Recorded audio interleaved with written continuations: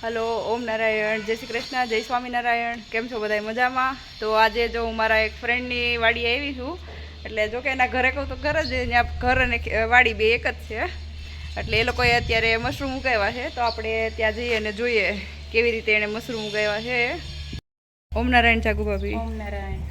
તો બતાવો અમને કે તમે કેવી રીતે મશરૂમ ઉગાવ્યા છે અને કેવી રીતે એની ખેતી કરો છો. આવો બતાવો મને છે. અને 1 મહિનો પહેલા વાવેલા છે, એટલે 25 થી 30 દિવસની આસપાસ થાય એવું છે. એટલે આજે બેગ તમને વ્હાઈટ અંદર દેખાય છે ને, એ કુવળ હોય. આપણે ઘઉં કાઢીએ ને કુવળ નીકળે ને, એ કુવળ હોય. એને પછી આપણે એક ચૂનો આવે ને બીજું એક પ્રવાહી પાણી આવે પદાર્થ, એની અંદર કુવળને એક રાત પલાળી દેવાનું. કુવળને બેગમાં જે કાંદા ભરીએ ને એની અંદર અને આખી રાત ડુબાડવાનું. ટીપણો બ્લુ કલરનો હોય એમાં. પછી કાઢી નિતારીને તડકે થોડુંક રાખવાનું, કોરું કરી નાખવાનું. પછી આ બેગ બનાવવાની. એવું છે. પછી આનું બિયારણ આવે, એ આપણે વિડીયોમાં બતાવશું કઈ રીતે અમે પેકિંગ કર્યું છે, કઈ રીતે એનું બી વાવ્યા છે. પછી 25 દિવસ પછી આ ફૂટશે ધીમે ધીમે બધા નાના બીજ જેમાં ઘણા બધા ફૂટી ગયા છે. અને એવી રીતના પછી આનું શું કરો તમે મશરૂમ ને? જો અત્યારે કાપવા ટાઈમ થઈ જ ગયો છે એનો. આના ભજીયામાં ઉપયોગ થાય. લીલો ઉપયોગ કરો ને અત્યારે તો આ કટિંગ કરીને સાફ કરી ધોઈને એને ભજીયામાં કટિંગ કરાય, પછી થેપલામાં, શાકમાં, સલાડમાં. અને બહુ શરીર માટે ફાયદાકારક છે. તમે કઈક પાવડર બનાવો છો? હા, પછી આને અત્યારે શાક બનાવવું ન બનાવો કઈ નહીં, લીલો ઉપયોગ ન કરવો હોય તો આપણે એની સુકવણી કરી નાખવાની. આના જે પાંદડા છે ને એ અલગ અલગ કાપી નાખવાના. આપણે કાપીને પછી પ્લાસ્ટિકમાં તડકે સૂકવી દેવાના. ત્રીજા દિવસે 99% સુકાય છે, કદાચ ચોથા દિવસે પછી એકદમ ભૂકો થઈ જાય, મિક્સરમાં પીસી નાખવાનો. એમ જ હોય. હા, પછી પાવડરના આપણે ડબ્બા ભરી પછી પીવાના સવાર સાંજ જેમ પાણીમાં નાખી. અને નાના બાળકો હોય તો એને આપણે રોટલીનું કે એવું કંઈક ખવડાવીએ તો એમાં હોતે તમે રોટલીના લોટમાં તમે આનો પાવડર નાખી દો તો એને ખવડાવી શકાય. શરીરમાં આપણે B12 ઘટતા હોય, કેલ્શિયમની કમી હોય, એના માટે બહુ સારા. મશરૂમ સારું છે.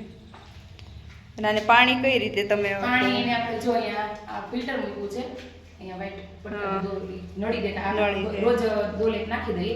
પછી એની રીતે પાણીની જરૂર ફિલ્ટર થઈને આવી રીતે ઉપર ફોગર મૂકેલા છે બધા ઝીણા ઝીણા છે. વ્હાઈટ કલરની નળી દેખાય ને બધું. અને એડજસ્ટ છે પંખાનો, અહીંયા ને એક આ સાઈડ ઉપર બે સાઈડ. એને જે વાતાવરણની જરૂર હોય એની રીતે એ બધું સેટિંગ કરી લે. એવું છે. સરસ કર્યું છે તમે આ.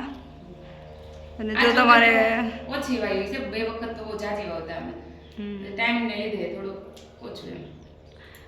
અને આનો પાવડર ને એવું તમે રાખો ઘરે? ઘરે રાખીએ, પણ અમે જો આનો ટાઈમ હોય ને એ પ્રમાણે જ રાખવાનો. તે બહુ સીઝન કે વર્ષ એવું સુધી નહીં, 6 મહિના સુધીનો આનો પાવડર હાલે. એટલે તો કોઈને લેવો હોય તો તમે આપો ને? લેવો હોય તો આપીએ.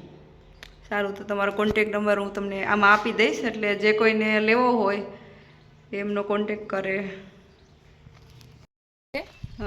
એટલે એની અંદર જેને કેટલા પ્રમાણમાં પાવરની જરૂર હોય એ પ્રમાણનું અહીંયાથી સેટિંગ કરીને જાય, પછી વધઘટ કરતા હોય. એવું છે. અને અહીં અંદર જવા માટે આપણે પહેલા તો ચોખ્ખા ભલે નાહીએ નહીં, પણ હાથ પગ ધોઈ અને સારા કપડાં પહેરીને, છાણવાળા કે એવા કોઈ આપણે ખેતી કરતા હોય તો એ કપડાં નહીં, થોડાક હાથ પગ ધોઈને પછી અંદર જવાનું. અને ગંદકી અહીંયા બાજુમાં નહીં રાખવાની. અહીંયા એ લોકોએ ચોખ્ખું જ રાખ્યું છે, રહેશે એ લોકો વાડીમાં જ. એટલે ચોખ્ખું રાખવાનું ટૂંકમાં. ના ના, સારો વિચાર છે. તમને આવો વિચાર આવ્યો ને આવી રીતે કંઈક અલગ કર્યું તમે. આવી રીતે જાગુબેન ને એનું ફેમિલી મશરૂમની ખેતી કરે છે.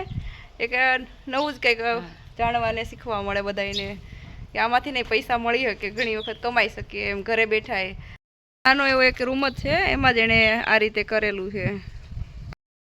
સારું, જો તમને મારો વિડીયો ગમ્યો હોય તો લાઈક, શેર એન્ડ સબસ્ક્રાઈબ કરી દેજો. આવજો. ઓમ નારાયણ.